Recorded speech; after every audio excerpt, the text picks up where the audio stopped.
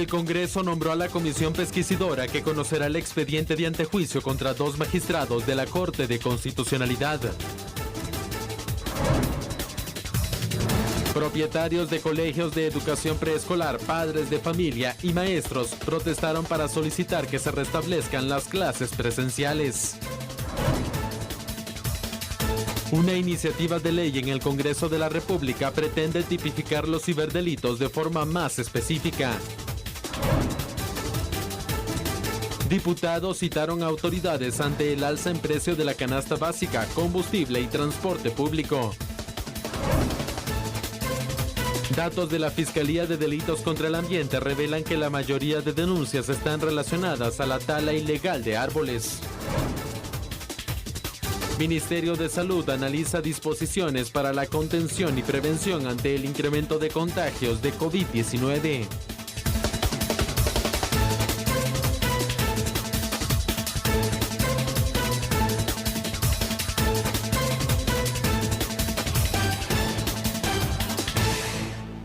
Muchas gracias por su sintonía en el programa A la Medida. Como siempre, para nosotros es un honor poderles trasladar el análisis de esta jornada. Información relevante que le presentaremos con su respectivo análisis junto a Julio Talamonti. ¿Cómo estás, Julio? Muy buenas noches. Sandy, muy bien, muchas gracias, qué gusto de saludarte y sobre todo qué gusto de saludarlo a usted allá en casa, en sintonía precisamente de TN23 y de su programa de análisis A la Medida. Así que yo les propongo algo, que empecemos con este primer tema. La República. Vamos a empezar allí.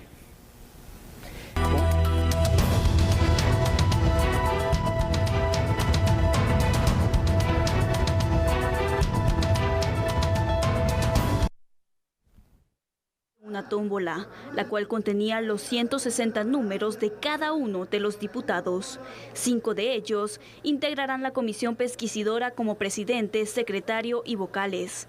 La sala de trabajo deberá establecer un cronograma para realizar las investigaciones correspondientes, escuchar a los involucrados y elaborar un informe en el que recomiende retirarle o no la inmunidad a los magistrados de la Corte de Constitucionalidad, Gloria Porras y Francisco de Matavela. Bueno, ahora tendrán ellos que conocer el expediente con las diligencias de antejuicio, buscar ahí, hacer las indagaciones, informarse, hacer las averiguaciones pertinentes para poder emitir un dictamen y decir si es viable o no el retirar el antejuicio y luego esto pasará al Pleno para ser aprobado o improbado. La solicitud de antejuicio fue presentada por la Asociación de Dignatarios de la Nación. Supuestamente, los togados emitieron resoluciones violatorias a la Constitución, pues otorgaron un amparo en el que impidieron que el organismo ejecutivo expulsara al embajador de Suecia, Anders Kompass. Corre y va de nuevo esta historia que ya la hemos vivido por lo menos en un par de ocasiones anteriormente con los magistrados de la Corte de Constitucionalidad. Es decir, primero, una solicitud de antejuicio, se da esta con lugar, pasándola obviamente por parte de la Corte Suprema de Justicia al Congreso de la República, se conforma una comisión pesquisidora, Sandy, y ahí es donde hasta allí ha llegado esta historia, porque después vienen los famosos y denominados autoamparos. A ver qué pasará en esta ocasión. A ver, entonces, pero el Congreso pues ha iniciado con la parte que le corresponde, que es instalar esta comisión pesquisidora. Y mira, desde la semana pasada se había establecido que en la agenda de esta semana se iba a conocer la integración de la comisión pesquisidora, que se realiza por medio de un sorteo, no por un balotaje, entonces, que se tiene para evitar que se pueda indicar que la comisión fue conformada a dedo, con algunos intereses, y también para garantizar que las decisiones que se tomen, las recomendaciones que se hagan y el proceso que se siga por parte de la comisión, pues sea transparente, ¿no? Y así después no se esté impugnando, porque sabemos cuántos recursos se pueden interponer para darle largas también a estos temas. Ya quedó integrada, ahora conoceremos en los próximos días cuál será el cronograma de actividades que van a tener para poder analizar estos casos. ¿Y qué es lo sano que debería de pasar? Bueno, que funcionara lo que está establecido en ley, es decir, que si ya se pasó por la parte de la Corte Suprema de Justicia, esta considera que sí hay indicios para continuar con el trámite de antejuicio, se continúe específicamente tal y como lo mandata lo que es la Constitución Política de la República de Guatemala, la comisión integrada por 5 diputados del balotaje que tú dijiste, Sandy, pues haga su trabajo, ¿no? Llamando tanto a las personas interesadas y a quienes ellos consideren que también son parte de este proceso y que después ya se tome la decisión. Pero esto es la utopía, ¿no? Esto es lo que dice la ley. Lo que yo no sé es que si realmente esto va a llegar a pasar. Número uno, porque ya estamos a punto de hacer ese cambio de la Corte de Constitucionalidad el próximo 14 de abril. Y número dos, por los antecedentes reiterados de la actual Corte de Constitucionalidad, que amparándose en un artículo que le permite autoampararse, cosa que es legal, más no moral, porque son los mismos magistrados que de alguna manera están siendo, digamos, objeto de este antejuicio, quienes deciden protegerse del mismo. Me parece una aberración, pero a ver qué pasa, ¿no?, en esta ocasión. Julio, este proceso ya pues se tiene conocimiento de cuáles son los pasos que se siguen en cuanto a la comisión pesquisidora. Así es, Andy. Conocen entonces la causa, analizan, llaman a las partes, tanto quienes están... Incluyendo los magistrados. Exactamente, ¿sí? Quienes están señalando estas situaciones como los magistrados para que ellos también puedan tener el derecho de defensa. Y después de ello, de recabar toda la información, pues hacen la recomendación al Congreso si es viable o no, si es recomendable o no, retirar el antejuicio a los magistrados. ¿Hay alguna modificación que se podría hacer para pues garantizar un mejor análisis de estos casos, Julio? ¿Qué se puede hacer para fortalecer el proceso? Actualmente no, porque por ilógico que parezca el hecho de ser juez y parte, si hay un artículo que les permite en el actuar a la Corte de Constitucionalidad integrarse ellos mismos como corte, es decir, primero son compañeros de corte, pero es que además pueden integrar, si así resultare el hecho, que de hecho así ha sido, obviamente, los magistrados que están siendo supuestamente, digamos, solicitados el antejuicio en contra de ellos pueden conocer esa propia solicitud en amparo. Y en amparo, entonces, lo que deciden es simplemente frenarlo y mandan a pedir generalmente el expediente al Congreso de la República. No hay nada que se pueda hacer en este momento más que esperar que permitan que la ley pues verifique su proceso normal, ¿no? Vamos con unos datos, ¿te parece? Me parece muy bien, Sandy. Véalos usted allí en pantalla, por favor, los datos preparados para este tema aquí en A la Medida.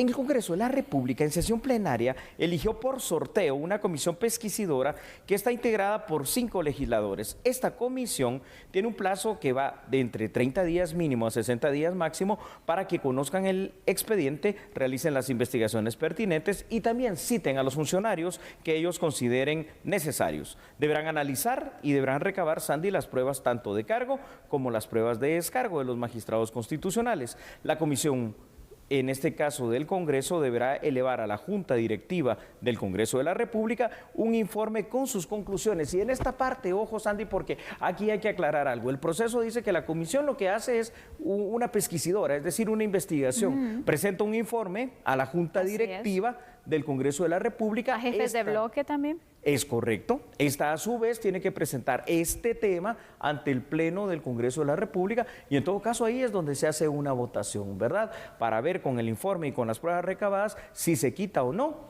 el derecho de antejuicio y en todo caso ya se le da vía libre al Ministerio Público si es que hay algún delito penal que investigar, que efectivamente eso es lo que causa esta situación del antejuicio, el poder hacer la investigación pertinente.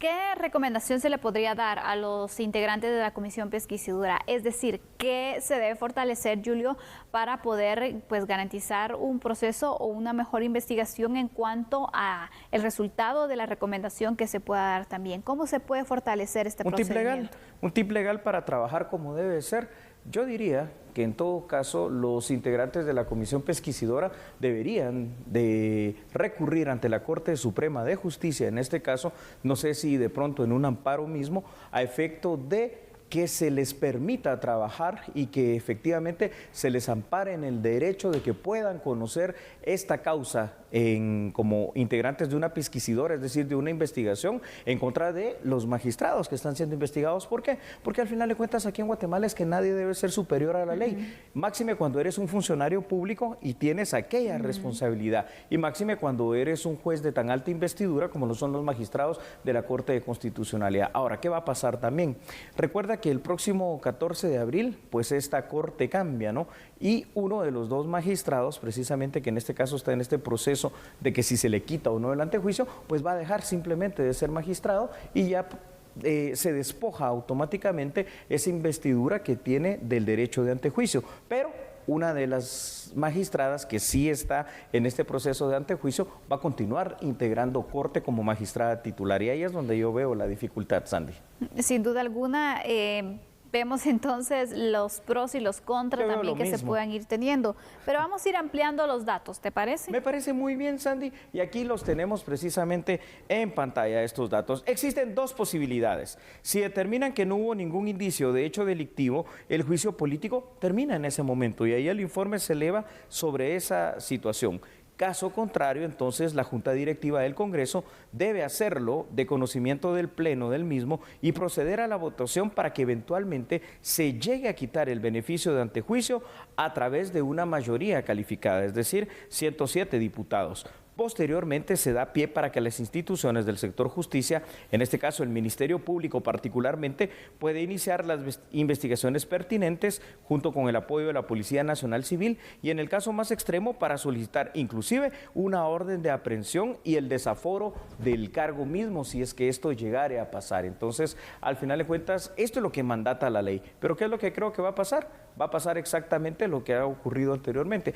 Esto sí lo van a conocer los magistrados de la Corte de Constitucionalidad de una manera express para poder autoampararse, ¿verdad? Es la salida fácil, ¿no? Para ir concluyendo entonces, Julio, con este tema, es decir, el Congreso puede hacer su trabajo en cuanto a esta pesquisadora que se ha conformado la comisión, conocerlo en pleno, decidir entonces en un caso que decidan retirar el derecho de antejuicio en contra de estos dos magistrados de la CC, pero después el caso puede pasar a la misma Corte de Constitucionalidad, donde al final entonces la decisión o el resultado que obtuvo el Congreso pues podría no tener validez. Simplemente parece que el sistema de pesos y contrapesos de Guatemala ha encontrado efectivamente una parte porosa que debe cambiarse en algo que ya lo hemos dicho tanto, y esto para concluir el tema aquí en A la Medida. Tenemos que pensar efectivamente y rápidamente en una reforma por lo menos constitucional de lo que es el sector justicia, porque esto no puede pasar. Si de verdad queremos mantener un balance de poderes y queremos mantener una equidad en todo esto que es la justicia, pues esto habrá que cambiarlo también.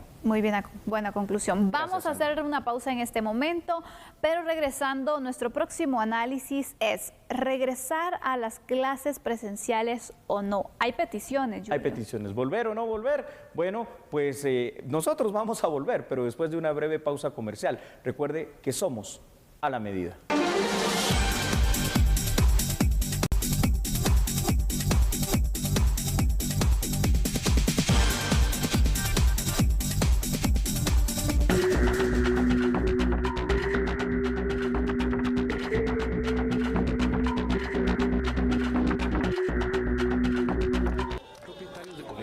Padres de familia y maestros del área privada realizaron un plantón frente al Ministerio de Educación, en donde solicitaron la reactivación del sistema presencial de enseñanza. Y no solo es por nosotros, es por todos los niños de Guatemala. La mayoría de los papás no pueden venir porque están trabajando, tienen que trabajar. Pero el hecho de que los niños se tengan que quedar en la casa significa que el país tiene que paralizarse porque no pueden ir a trabajar. Actualmente todos los niños merecen el derecho de poder estudiar, de tener la libre expresión. Los papás tenemos el derecho de poder elegir. Autoridades educativas señalaron que se instaló una mesa de diálogo en la que se solicitó una propuesta y que se cumplan ciertos requisitos. Una parte fundamental es que también los centros educativos privados se puedan responsabilizar por la salud de los niños y los jóvenes, ¿verdad? Hay muchos argumentos alrededor de este tema, ¿verdad? Como el tema de que obviamente las clases presenciales son más pertinentes en relación al tema del aprendizaje. Nos argumentaban también la alegría de los niños de regresar a las aulas, la cual nosotros estamos muy conscientes de todos los efectos positivos que tiene la presencialidad. Pero ante eso también es una gran responsabilidad del Ministerio de Educación tomar las medidas adecuadas y oportunas ante una pandemia que no ha finalizado. Y la ministra de Educación enfatizó en que en este momento es prioridad resguardar la salud de los estudiantes y también de los docentes antes de pensar en regresar a las aulas. Y hemos realizado monitoreos aleatorios, tanto para el sector cooperativa, municipal, privado y por supuesto el sector oficial. Y sí hemos encontrado y hemos dejado observaciones a los centros en los diferentes sectores y modalidades, porque tenemos que velar porque se cumplan los protocolos. Los protocolos son fáciles de entender y de aplicar. Entonces, sin embargo, hemos estado haciendo esa revisión con el Ministerio de Salud, y lo que se publica a través del acuerdo 69 en 2021, que modifica el 300-2020, es una medida transitoria, como ya lo explicó la señora ministra anteriormente, por el comportamiento de los casos a nivel nacional. Y por supuesto que nosotros tenemos que estar atendiendo estas observaciones de manera conjunta a través de los monitoreos que realizamos nosotros, como el que también realiza el Ministerio de Salud, porque lo más importante es salvaguardar la salud de todos los miembros de la comunidad educativa, de los diferentes actores. Bueno, entonces se lo preguntamos aquí directamente. ¿Enviaría usted a sus hijos de regreso a clases? A ver, es que hay que decir que ya hay municipios en los cuales los niños han regresado a las clases, aquí mismo en Guatemala, y hay países, en este caso en el tema latinoamericano, como Chile, que ha retomado las mismas, y hay países en el orden del mundo, como obviamente lo es Israel, pero que es el país que más ha aplicado la vacuna en contra del COVID-19, que prácticamente ha regresado a esa normalidad. Ahora bien, aquí hay datos muy interesantes, porque cuando uno mira esta pregunta, Sandy, a priori la respuesta que viene a la mente de cualquier padre de familia es no, pero analicémoslo. Totalmente, Julio. Mira, hay pros y contras realmente. Viendo la situación que a los niños les hace falta y necesitan esa interacción como parte del proceso de enseñanza-aprendizaje, es cierto. Pero también cuando nos estamos enfrentando en una tercera ola de contagios, ahí es donde tú evalúas la situación, tanto que se tuvo que modificar por parte del Ministerio de Educación, Salud, haciendo las recomendaciones, el semáforo epidemiológico y cómo iba a funcionar entonces con el tema de las clases. Creo que hay que valorar también entonces el riesgo al que se estarían enfrentando los estudiantes. No sé qué piensas. Sí, yo te propongo algo. Veamos unos datos que hemos preparado en esta bonita investigación y luego ya empezamos el análisis. Claro. Y ahí tenemos los primeros en pantalla, Sandy. Mira, el desarrollo integral de un niño requiere en primera instancia la socialización de todos sus aspectos socioeducativos en ambientes fuera de la casa, como por ejemplo las escuelas y los colegios, para ir formándolos de una manera adecuada. El confinamiento, que en este caso ya se vuelve un confinamiento muy prolongado, no es necesariamente beneficioso para los niños, Sandy. Se argumenta que hay muchos retos con la enseñanza en línea y es necesario que exista el contacto maestro-alumno. Ahora bien, esas son algunas de las razones expuestas por un grupo de ciudadanos organizados quienes manifestaron frente al Mineduc a efectos, Sandy, de poder solicitar el regreso a clases en colegios privados y sobre todo en las edades de preescolar. Sin embargo, también debe considerarse que muchos colegios privados son simples casas que han sido acondicionadas y que no reúnen en primer lugar los espacios necesarios para el distanciamiento social. Y ahora sí podemos entrar y a profundizar un poquito más en este tema que parece polémico, ¿verdad? Porque te digo, ¿por qué es polémico, Sandy? ¿Cómo te explicas tú que un grupo de maestros, que un grupo de dueños y directores de colegios salgan a manifestar frente al Ministerio de Salud para pedir que se retorne a clases? Simple y sencillamente porque se ha demostrado algo, que el grupo en el mundo más seguro en cuanto a infecciones de COVID, es decir, los que menos se han infectado y por ende los que menos han muerto, son los pequeños. Es uno de los puntos que se debe considerar también, Julio. Y mira, realmente una opción podría ser el hecho que los establecimientos educativos que puedan funcionar entren en un sistema de supervisión, donde, bueno, usted va a poder operar con el aforo que está permitido, con las medidas de bioseguridad, pero yo como Ministerio de Salud, como Ministerio de Educación, voy a velar porque usted cumpla con distanciamiento social, porque usted cumpla con tener las zonas de desinfección y que aunque se mantengan también los protocolos. Si usted no lo hace, entonces no va a poder operar de esta manera. Podría ser una forma, ¿no? Podría ser una forma, y esto solo podría pasar en esa modalidad híbrida en aquellos, por ejemplo, colegios privados, que es lo que lo pidieron el día de hoy, pero que no necesariamente solo ellos, sino que puede ser también instituciones públicas, colegios privados que reúnan las condiciones de colegio, ¿verdad? Que hayan sido construidos, que hayan sido diseñados específicamente para ser colegios, y no eso que te decía anteriormente, simples casas que en los distintos cuartos dice, aquí va una clase, este es primero, este es segundo, este es tercero, y veamos cómo funcionamos, porque eso no es. Ahora, Veamos otros datos que nos van a dar otra perspectiva. Así es, veamos en pantalla entonces. Ahí están en pantalla, Sandy. Fíjate lo siguiente, la evidencia muestra que los niños a nivel mundial son la población que menos se ha infectado y que menos ha padecido los efectos del COVID-19. Consecuentemente, puede parecer a todas luces ventajoso el probable eventual regreso a clases presenciales. Pero también debe considerarse, Sandy, que los maestros, que son quienes imparten esa enseñanza, al ser adultos, sí pueden estar en riesgo o dentro de los distintos rasgos y rangos también y características de personas de riesgo. Otro peligro también lo puede constituir el hecho de que un niño se contagie, por ejemplo, de COVID-19, ¿no? Porque también puede pasar que sea asintomático, imagínate tú, pero que lleve la enfermedad a casa enfermando, qué sé yo, a los padres o a los abuelos, lo cual ya se tornaría una situación difícil. Quizá la mejor vía sea iniciar con las áreas con baja transmisión del virus, que suelen ser las áreas rurales en este momento y que cuentan, Sandy, con espacios abiertos para poder retomar la modalidad presencial, porque una cosa sí es cierta, independientemente de que tenemos que cuidar a los maestros, pero que por sobre todo tenemos que cuidar a los estudiantes, a los niños, también es cierto lo que voy a decir y te lo digo con 28 años ya de experiencia de ser docente en todos los niveles, es decir, no es para nada lo mismo esta modalidad virtual. Para uno de catedrático no lo es, menos para aquel que está recibiendo la educación. ¿Sabes por qué? Porque al final de cuentas uno se supone que ya sabe esa información. La situación es cómo poder transmitirla de una manera efectiva, eficiente, fácil y eficaz para el alumno. Para que cumpla su objetivo de poder entonces transmitir esos conocimientos.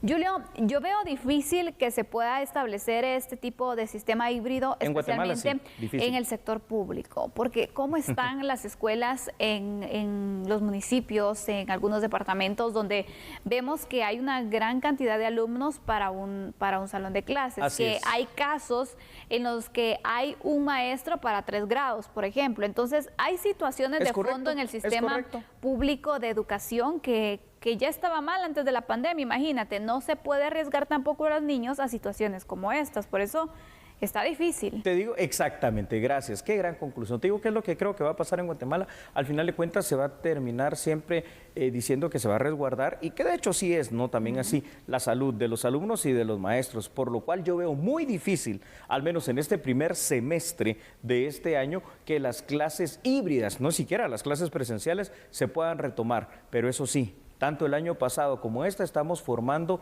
generaciones y estamos formando promociones que van a ser promociones perdidas, porque al final de cuentas, de verdad, no se puede suplantar la interacción social, pero mucho menos se puede suplantar de una manera digital, al menos en países como el nuestro todavía, esa interacción entre alumno maestro, alumno docente, alumno catedrático o lo que fuere, y ahí está la dificultad.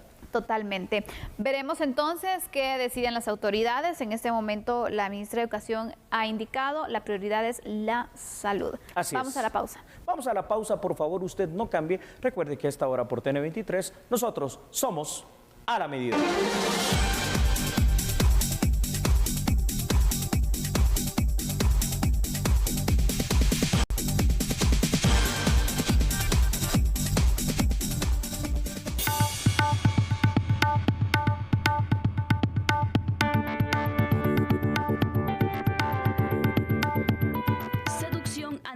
Niñas o adolescentes por medios tecnológicos o grooming, y el chantaje sexual por medios tecnológicos o sextorsión son los delitos en contra de menores que se busca establecer en la normativa penal por medio de una iniciativa de ley. El grooming es la seducción de menores con el fin de recibir fotografías y videos íntimos para propiciar tener relaciones sexuales con ellos, mientras que la sextorsión es el chantaje que se comete con ese material. Los padres realmente no saben con quién están interactuando sus niños a través de las redes sociales, y es a través de estas redes sociales que se dan muchos delitos, inclusive a veces hasta asesinatos de niñas o de niños que a través de contactos en las redes pues han llegado a quedar en una exposición mucho mayor de la que teníamos antes. La propuesta le daría mejores herramientas al sistema de justicia para combatir este delito. Las agresiones sexuales y la agresión sexual en línea cubrirá de ya tipificadas cubrirá a la niñez y a la adolescencia en estas situaciones. Y a los sistemas de justicia pues poder procesar de una manera más drástica a todas las personas que agreden a nuestra niñez. La propuesta busca aumentar 8 años a la condena que reciban las personas que cometan las agresiones por medio de la red. Es decir, si una persona es sentenciada a 10 años, la pena subirá a 18. Vaya tema, es un tema en el cual hay una laguna legal, Sandy, y que yo sugiero que empecemos el tema con datos para hacerlo diferente en esta ocasión. Explícanos entonces, adelante. Con mucho gusto, a la orden. Mira, Sandy, por favor, estos datos. En Guatemala, como prácticamente en todo el mundo, año con año aumentan los delitos conocidos como cibernéticos. Y no hacemos absolutamente nada hasta el momento, pues tenemos ahí un gran vacío legal. Uno de los ciberdelitos más recurrentes en nuestro país son los relacionados precisamente a los temas de carácter sexual como el acoso sexual y las denominadas sextortion. Y particularmente esto pasa con los menores de edad. Los ciberdelitos además tienen la facilidad, Sandy, de traspasar las fronteras, es decir, de convertirse muy fácilmente en delitos transnacionales que no son tan fácilmente detectables. Muchos depredadores sexuales, como los pedófilos, por ejemplo, están a la caza de víctimas inocentes y se valen del engaño y la amenaza para conseguir sus propósitos. Y es aquí en donde esta iniciativa de ley me parece muy oportuna. Yo también estoy de acuerdo, Julio. Es oportuno que se pueda conocer este tipo de delitos porque es algo que falta, es una materia entonces Totalmente que queda pendiente y que al momento de cometerse situaciones como estas entran en grado general como una extorsión, como una agresión, como un acoso y situaciones así. Se necesita algo específico para poder de esta manera pues perseguir los delitos, pero ahora bien, la pregunta que yo tengo es, ¿estamos preparados para perseguir este tipo de delitos? ¿Contamos con la tecnología para las investigaciones? No, aún no, pero sí debemos de empezar a prepararnos y parte de ese inicio para la preparación es primero conocer este tipo de hechos porque son una realidad. A ver, Sandy, ¿quién de nosotros no tiene algún dispositivo electrónico? Los adultos absolutamente todos. Y te sé decir que en los menores de edad, desde muy tempranas edades también lo tienen. Entonces, teniendo el conocimiento de este problema, teniendo entonces una base legal para poder también actuar como Estado de Guatemala para proteger a los menores, yo creo que lo siguiente que necesitamos es capacitar y dar las herramientas tecnológicas para la investigación, cosa que no tenemos aún. Porque eso es lo que se debe pensar al momento de crear una ley, porque el papel aguanta con todo, muy bonito se puede ver el proyecto, pero si no es viable, si no es ejecutable, entonces ¿de qué sirve tener una super mega hiper ley que pueda perseguir ese tipo de delitos si los resultados a lo mejor no van a ser lo que se espera? Sabes que lo que acabas de decir es absolutamente cierto. Toda ley debería tener ya su fuente de financiamiento, porque si no es una ley que nace muerta. Te propongo que veamos otros datos relacionados a este importante e interesante tema. Y ahí los tiene usted, por favor, en pantalla. Los niños y adolescentes guatemaltecos, Sandy, están expuestos a una serie de delitos cibernéticos que es importante conocerlos, tales como el sexting, tales también como el grooming y la sextortion, ¿verdad? Todos van relacionados con el tema de poder seducirlos de una manera sexual hasta hacerlos caer a intercambiar videos y fotografías de desnudos. El sexting es la producción voluntaria de material de contenido erótico o pornográfico que es compartido con otra persona de confianza. El grooming es el engaño de un mayor de edad hacia un menor para poder obtener material erótico o pornográfico que después es compartido o hasta comercializado. Y la famosa sextortion se deriva directamente del grooming y va relacionada a la solicitud de dinero a cambio de no divulgar el material con contenido erótico o en todo caso a la solicitud bajo amenaza también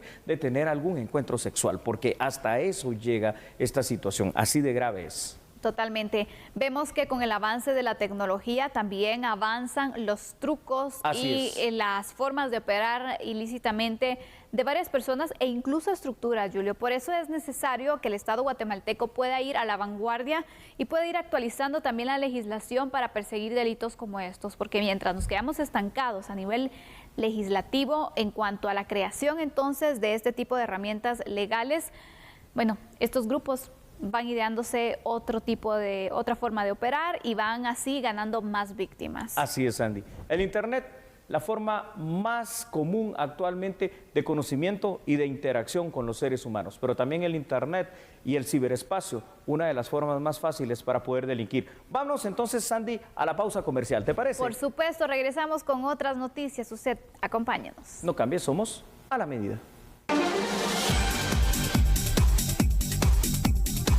El Ministerio de Salud Pública y Asistencia Social está analizando ya nuevas medidas y nuevas disposiciones que en todo caso serían de cumplimiento obligatorio. Y esto para poder frenar esta tercera ola de contagios que se encuentra ya en expansión aquí en Guatemala. Por favor, veamos esta importante información.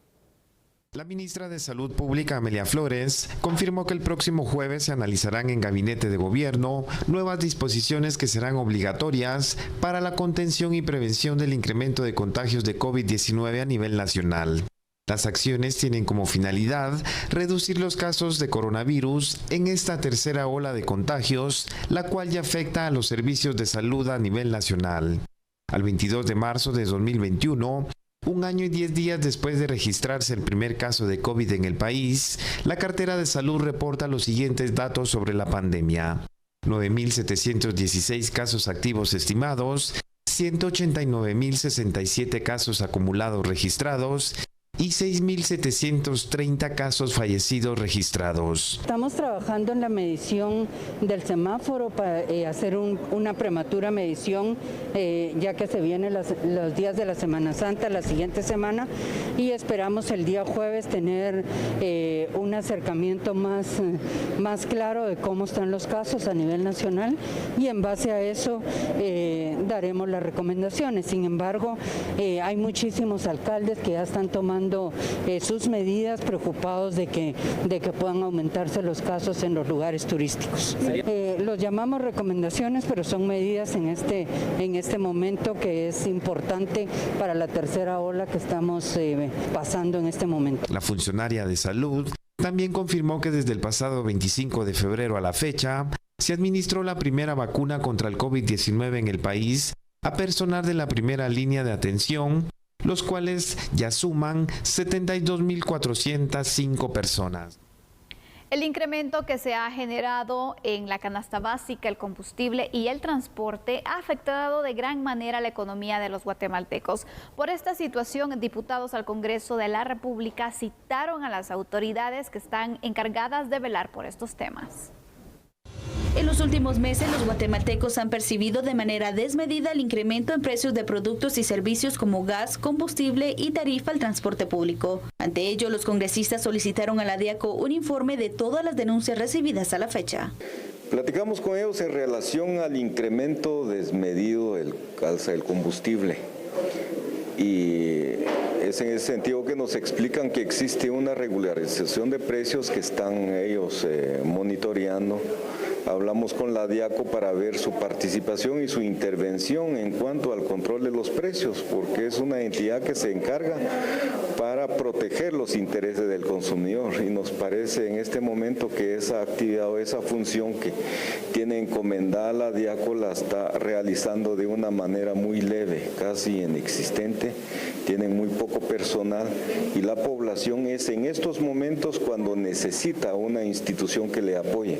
Solicitamos a la DIACO que nos envíe la cantidad de denuncias que han recibido y también el procedimiento que han realizado, porque no basta denunciar, sino queremos saber qué están haciendo con esas denuncias. El pueblo de Guatemala necesita respuestas para poder ser respetados sus derechos en este caso. Por eso es que estamos esperando, quedaron en enviarnos ese informe y ver la situación de que en realidad no se sigan incrementando los precios. La DIACO señaló que a la fecha han recibido cerca de 18 denuncias por parte de los consumidores ante el incremento de precios en diversos productos. Sí, él nos hacía la consulta en cuanto a los precios, si están de acuerdo a los precios de referencia.